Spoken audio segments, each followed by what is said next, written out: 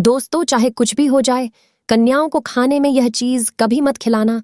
माँ दुर्गा होती है, क्रोधित घर हो जाता है, बर्बाद साथ ही साथ इस उम्र की कन्याएं न हो। दोस्तों, नवरात्रि में कन्या पूजन का विशेष महत्व माना जाता है।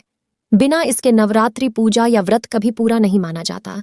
नवरात्रि में माँ दुर्गा की विधि विधान से पूजा कर 7वें और 8वें या फिर 9वें नवरात्रि के दिन कन्याओं का पूजन कर उन्हें भोग लगाया जाता है। धर्म ग्रंथों के अनुसार 3 साल से लेकर 9 साल तक की कन्याओं को माता का स्वरूप माना गया है। नवरात्रि में आप 1 से लेकर 9 कन्याओं का पूजन कर सकते हैं।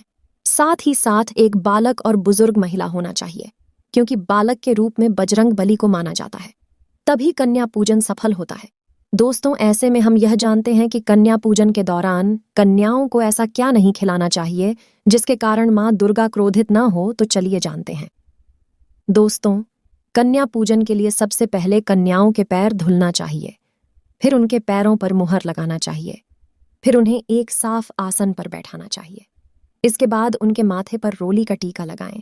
दुर्गा माँ को उबले हुए चने, हलवा, पूड़ी, खीर, पूरी फल का भोग लगाया जाता है। यही प्रसाद कन्याओं को भी भोजन स्वरूप खिलाया जाता है। ऐसे में आप कन्याओं को दही जलेबी भी खिला सकते हैं। कन्याओं को भोजन कराने के बाद उन्हें दक्षिणा भी दी जाती है। इसी के साथ कन्याओं को लाल चुन्नी भी चढ़ाई जाती है। इस तरह विधि विधान कन्याओं का पूजन करने के बाद उनका आशीर्वाद प्राप्त करें। कई जगह कन्याओं को भोजन कराने वाले लोग आशीर्वाद स्वरूप उनकी थपकी लेते हैं। इस बात का भी ध्यान रहे कि कन्याओं के साथ एक लंगूर भी होना चाहिए। माना जाता है कि लंगूर यानी छोटे बालक के बिना पूजा अधूरी मानी जाती है, क्योंकि ये बजरंग बली का रूप होता है। दोस्तों, लेकिन इसी के साथ ही क्या आप जानते हैं, कन्याओं को ऐसा खाना कभी नहीं खिलाना चाहिए। लगता है महापाप माता हो जाती है, नाराज और पूरा घर हो जाता है बर्बाद। ऐसा अनर्थ कभी मत करना। दोस्तों, अक्सर कई लोग जाने अनजाने में बाहर रेस्टोरेंट से खाना मंगाकर कन्याओं को भोजन खिलाते हैं, जो कि पूरी तरह से इसे पाप माना जाता है। और ऐसा खाना लहसुन प्याज का होता है। ऐसा पाप आप कभी मत करना। माता नाराज होती है और सारी जिंदगी भर गश्ती मिलते ही साथ कन्याओं को प्लास्टिक के बने बर्तन में भोजन कभी नहीं खिलाना चाहिए। हमेशा उन्हें स्टील के बर्तन या पीतल के बर्तन या पत्तों के बने बर्तनों में ही भोजन खिलाना चाहिए। बहुत ही शुभ माना जाता है।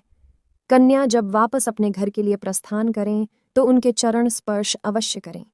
ऐसा करने से यह व्रत पूरा होने का संपूर्ण और सफल समय माना जाता है। माता अति प्रसन्न होती है और देती है आपको वरदान। लेकिन याद रहे, कन्या हमेशा आपके घर से खुश होकर ही अपने घर को प्रस्थान करें। लेकिन भूल से भी लहसुन और प्याज का इस्तेमाल कभी ना करें, अन्यथा अनर्थ हो जाएगा। अक्सर कई लोग कन्याओं को कुरकुरे का पैकेट, चिप्स वगैरह का पैकेट खोलते हैं, जो कि घोर अनर्थ माना जाता है, क्योंकि इसमें लहसुन प्याज का इस्तेमाल होता है, जिसके कारण आपका व्रत खंडित हो सकता है। माँ दुर्गा क्रोधित हो सकती है। जहां आपने 9 दिनों तक लहसुन प्याज का परहेज किया, लेकिन आपकी एक गलती पूरे व्रत को खंडित कर सकती है। इतना भी नादान नहीं बनना चाहिए कि माता रानी रुष्ट हो जाएगी और कन्याओं को भी अशुद्ध होना पड़े। कन्याओं को डब्बा बंद कोई भी ऐसी चीज न खिलाएं जिसमें लहसुन प्याज होता है। कई चीजें ऐसी होती हैं मार्केट में जिसके अंदर लहसुन प्याज का इस्तेमाल होता है। ऐसा आप कभी मत करना।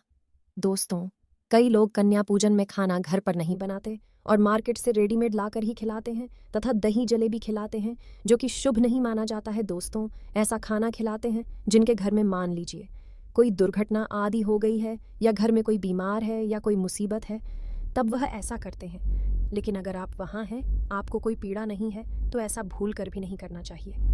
माता रानी दही जलेबी नहीं, आपके हाथों का बना भोजन खाना चाहती है, आपका प्यार चाहती है। फिर चाहे आप घर में एक ही पूरी क्यों ना बनाएं माता के लिए, पर आप स्वयं ही अपने हाथों से माता रानी को भोजन खिलाएं। देखिए, भले ही आप दही जलेबी खिला सकते हैं, परंतु माता को घर का बना हुआ शुद्ध भोजन ही अति प्रिय है।